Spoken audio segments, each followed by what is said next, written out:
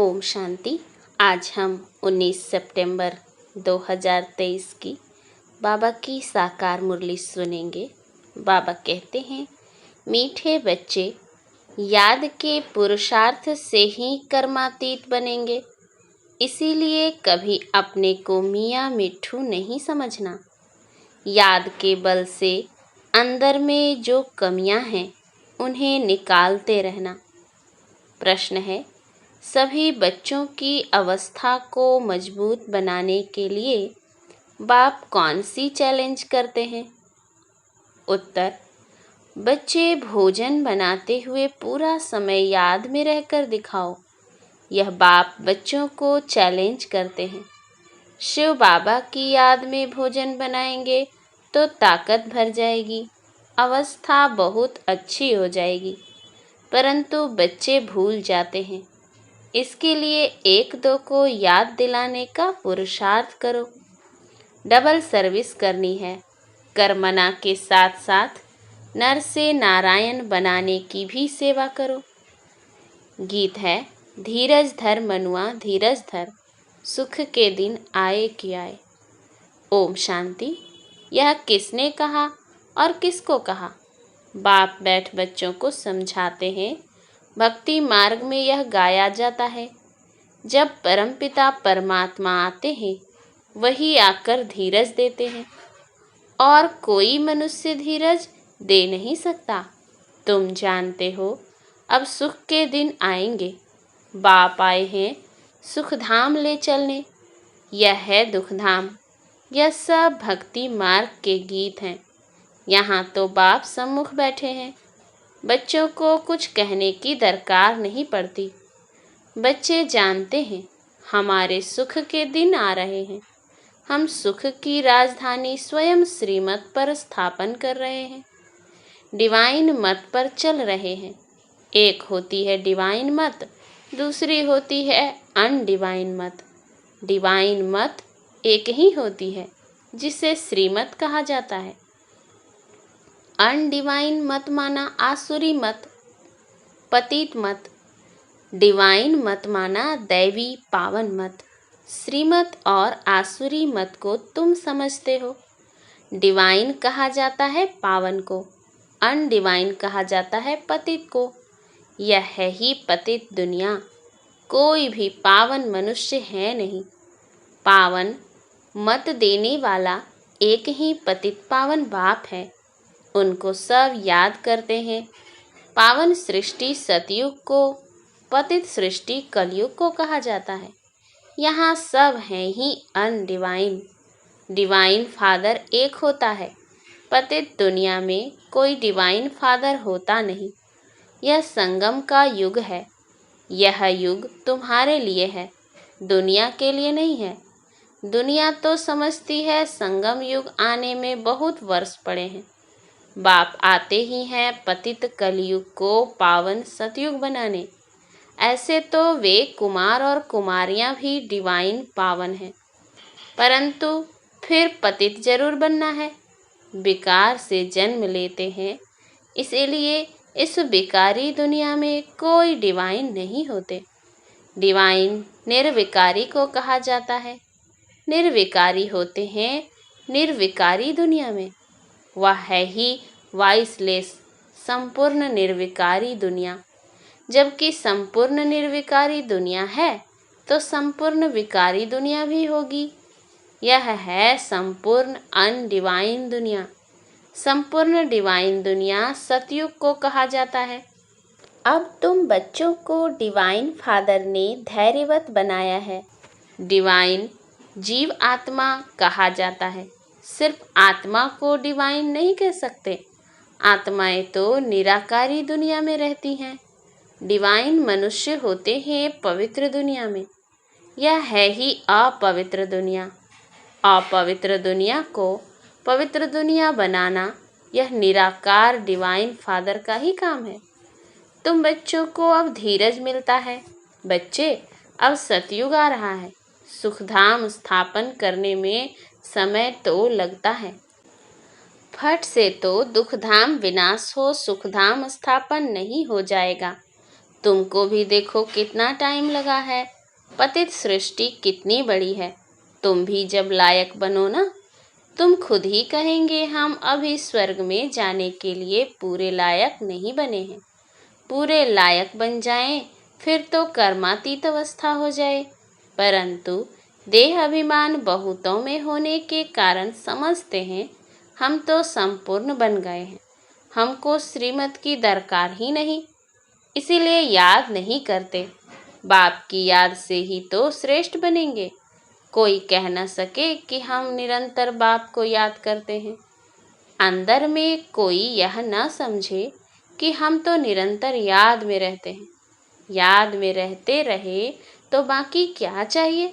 सारा दिन भी कोई याद में रहे तो कर्मातीत अवस्था हो जाए। बड़ा मुश्किल है बाबा की याद में रहना। तुम पुरुषार्थ कर रहे हो सुखधाम में राज्य भाग्य लेने लिए। अपने को देखना है। अगर हमारे में बहुत विकार हैं, कमियां हैं, तो हम इतना ऊंच पद पा नहीं सकेंगे। निरंतर याद की दौड़ी लगा नहीं सकेंगे। अपने को मियाँ मिट्ठू नहीं समझना है कि मैं तो संपूर्ण हूँ। संपूर्ण होते ही हैं शिवालय। सतयुग में सारा भारत शिवालय बन जाता है। लक्ष्मी नारायण का राज्य चलता है। मंदिर में राज्य तो नहीं करते हैं ना। शिवालय सतयुग में सब देवी देवताएं राज्य करते हैं। फिर पूजा के लिए मुख्य लक्ष्मी नारायण का चित्र बनाए उनका मंदिर बनाते हैं। पहले नंबर वाले की ही पूजा होती है। अभी उन्हों के जड़ मंदिर हैं। चैतन्य में जब राज्य करते हैं तो विश्व के मालिक हैं। भल हैं भारत में ही, परंतु हैं तो विश्व के मालिक ना, और कोई राजाई ही नहीं। हम अभी फिर से अपना डिवाइन राज्य स्थापन कर रहे हैं। पावन दुनिया में जाने लिए पहले जरूर पावन बनना पड़े। मेहनत लगती है। जहाँ तक जीना है याद में रहना है, और ज्ञान की वर्षा तो होती ही रहती है। भिन्न भिन्न प्रकार से समझाया जाता है। वास्तव में लक्ष्मी नारायण के सिवाय डिवाइन अथवा पवित्र किसको कह नहीं सकते। बाप स्वर्ग स्थापन करते हैं, फिर भी नरक बन ही जाता है। ड्रामा ही सुख और दुख का बना हुआ है। शंकराचार्य आकर अपने धर्म की स्थापना करते हैं, फिर भी डाल डालियाँ पुरानी तो होंगी ना। सन्यासियों की महिमा है। राम तीर्थ विवेकानंद आदि गाए जाते हैं, क्योंकि शंकराचार्य के पिछाड़ी वाले हैं। नए नए आते हैं तो वह अपना शो करते हैं, परंतु इनको शिवालय तो नहीं कहेंगे। शिव का स्थापन किया हुआ सतयुग एक ही है। मनुष्य इन बातों को बिल्कुल नहीं जानते। ऐसे ही सिर्फ सुनने से कोई समझ ना सके। पहले तो 7 रोज आकर एम ऑब्जेक्ट को समझना है। और कोई पढ़ाई के लिए ऐसे नहीं कहा जाता कि पहले 7 रोज समझो। यह एक ही पाठशाला है जहाँ लक्ष्य दिया जाता है। पहले पहले तो फादर को समझो। बाप कहते हैं मैं बच्चों की सेवा करने आया हूँ। जो कल पहले वाले हैं वही आएंगे। जब तक निश्चय बुद्धि नहीं बने हैं तब तक बुद्धि में आएगा नहीं। इसीलिए बाबा पूछते हैं कहाँ तक निश्चय हुआ है। यह कोई गावड़े का सत्संग नहीं है। और सत्संगों में तो कहेंगे फलाना महात्मा गीता सुनाते हैं, फलाना वेद सुनाते हैं। यहाँ कोई महात्मा आदि नहीं है। यहाँ तो बाप बैठ समझाते हैं। पहले जब तक निश्चय नहीं तब तक क्या समझें। वहाँ सत्संगों आदि में समझेंगे यह तो फलाना वेद सुनाते हैं, राज विद्या पढ़ाते हैं। यहाँ तो वेदों शास्त्रों अथवा राज विद्या की कोई बात नहीं। तुम जानते हो बाबा इन द्वारा पढ़ा रहे हैं। जब तक यह नहीं समझा है तो क्या करेंगे, और ही वायुमंडल को खराब कर देंगे।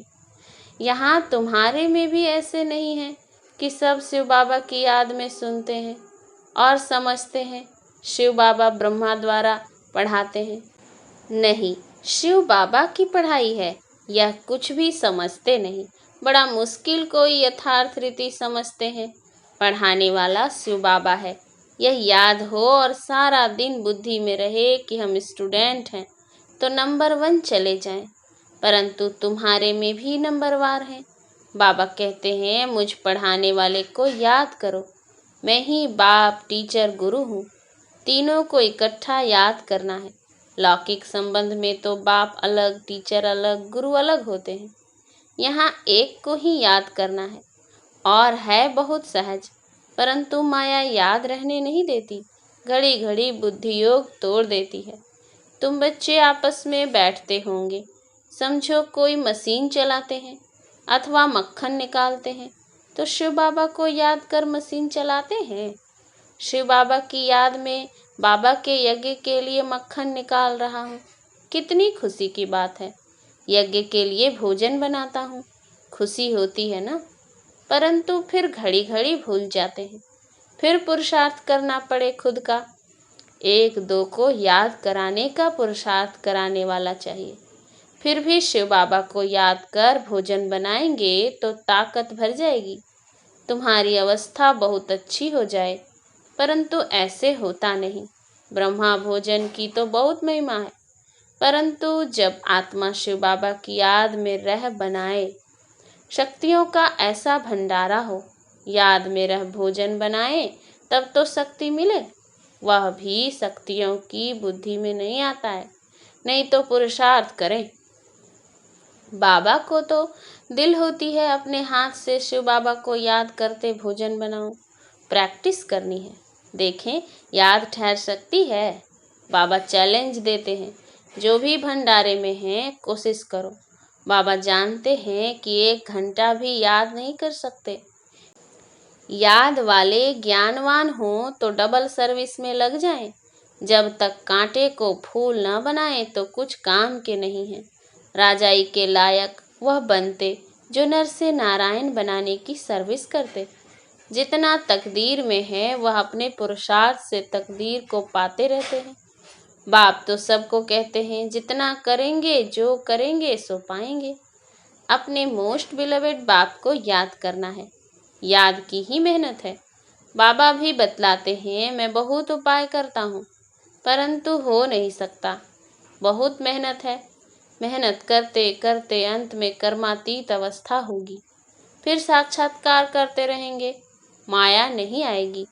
यहाँ बैठे बैठे सब दिव्य दृष्टि में देखते रहेंगे।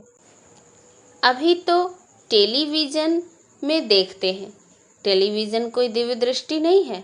विनाश का साक्षात्कार, वैकुंठ का साक्षात्कार टेलीविज़न में नहीं देख सकेंगे। जितना जो ज्ञानी और योगी हैं उनको तो वैकुंठ की राजधानी देखने में आती रहेगी। बिगर टेलीविज़न रखे तुम जर्मनी, लंदन आदि देखते रहेंगे। टेलीविज़न से यह दिव्य चक्षु का साक्षात्कार वंडरफुल है। सच्ची दिल से बाप की सर्विस में लगना है, तब मज़ा है। बुद्धि भी कहती है बाबा अंत में बहुत खातिरी करेंगे, घुमाना फिराना बहलाना यह खातिरी है ना। ऐसा बनने के लिए लायक भी बनना चाहिए ना। लायक बनाने वाले को याद करने से ही लायक बनते जाते हैं। जितना याद करेंगे और स्वदर्शन चक्र फिरता रहेगा तो फायदा है। बीज को याद करने से झाड़ भी याद आएगा। यह बातें सिवाय तुम्हारे कोई भी समझ ना सके। इस याद और ज्ञान से हम इतना जमा करते हैं, वहाँ यह पता नहीं होगा कि यह कहाँ से वर्षा मिला है। यह थोड़े ही समझते हैं कि यह हमारे संगम की कमाई है, बादशाही मिल जाती है, तुम सदा सुखी रहते हो। बड़ी भारी मंजिल है, अभी तुम डिवाइन बनते हो, सारी दुनिया अनडिवाइन है। तुम मनुष्य से देवता डिवाइन बन रहे हो। मनुष्य को देवता बनाने वाला एक ही गॉड फादर है। फादर अक्षर कहना बड़ा सहज है। कोई भी बूढ़ा बुजुर्ग देखेंगे तो उनको बाबा व पिताजी कहेंगे। बूढ़ा बूढ़े को देखेंगे तो भाई समझेंगे, छोटे बड़े को देखेंगे तो बाप समझेंगे। निराकार बाप का तो कोई को पता नहीं है, सिर्फ कह देते हैं गॉड फादर। यह नहीं समझते हैं कि हम आत्मा हैं, हमारा वह बाप है। बाप जरूर वर्षा देता होगा, अभी तुम जानते हो हमारा बाप हमको वर्षा दे रहे हैं। इस वर्षे के लिए ही हम बार बार पुकारते थे, प्रार्थना करते थे। अब वही पढ़ा रहे हैं। अभी हम प्रार्थना अथवा भक्ति करने से छूटे। बड़े मज़े की नॉलेज है। कहते हैं आप हमारे बेहद के बाप हो, फिर हमको छोड़ लौकिक बाप के पास बुद्धि क्यों जाती है? परंतु किसकी तकदीर में नहीं है तो बुद्धि में बैठता नहीं। खुद ही कहते हैं हमारी तकदीर में राजयोग की बादशाही नहीं है, तो बाबा क्या करें? क्यों नहीं तकदीर बनाते हो? तकदीर बनाने में तो कोई को मना नहीं है। तकदीर में नहीं है तो बाबा को छोड़ देते। फिर माया बिल्ली बुद्धि में घोटाला डाल देती है। बाप भी क्या करें, माया बिल्ली पर जीत पानी है। काम काज करते शिव बाबा की याद रहे तो बहुत फायदा हो जाए। 1 मिनट भी याद करने से बड़ा फायदा हो सकता है। एक दो को सावधान करो, फिर कोई माने या ना माने। बाबा युक्तियाँ बहुत बतलाते हैं। अच्छा, मीठे मीठे सिकलधे बच्चों प्रति माता पिता बाप दादा का याद प्यार और गुड मॉर्निंग। रूहानी बाप की रूहानी बच्चों को नमस्ते। हम रूहानी बच्चों की रूहानी बाप दादा को याद प्यार गुड मॉर्निंग और नमस्ते नमस्ते नमस्ते। धारणा के लिए मुख्य सार। पहला, 1-2 को बाप की याद दिलाने का पुरुषार्थ करना है। बाप, टीचर, सतगुरु तीनों को साथ साथ याद करना है। भोजन बनाते व खाते समय याद में जरूर रहना है। दूसरा, सच्चे दिल से बाप की सर्विस में लगना है। कांटों को फूल, मनुष्य को देवता बनाने की सेवा करनी है। वरदान है, व्यक्त भाव से ऊपर रह फरिश्ता बन उड़ने वाले सर्व बंधनों से मुक्त भव। देह की धरनी व्यक्त भाव है। जब फरिश्ते बन गए फिर देह की धरनी में कैसे आ सकते? फरिश्ता धरती पर पाँव नहीं रखते। फरिश्ता अर्थात उड़ने वाले, उन्हें नीचे की आकर्षण खींच नहीं सकती। नीचे रहेंगे तो शिकारी शिकार कर देंगे, ऊपर उड़ते रहेंगे तो कोई कुछ कर नहीं सकता। इसीलिए कितना भी कोई सुंदर सोने का पिंजरा हो, उसमें भी फंसना नहीं। सदा स्वतंत्र बंधन मुक्त ही उड़ती कला में जा सकते हैं। स्लोगन, असंभव को संभव कर सफलता की अनुभूति करने वाले ही सफलता के सितारे हैं। अच्छा, ओम शांति।